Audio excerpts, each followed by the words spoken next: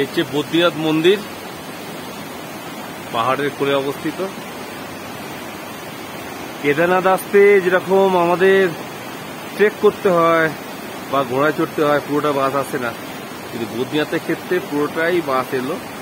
এবং এখান থেকে বাস স্ট্যান্ড মাত্র এদিকে 10 মিনিট হেঁটে, 10 মিনিটও নয়। আর নিচে খরস্রোতা অলকনন্দা নদী বয়ে যাচ্ছে, বেশ সুন্দর।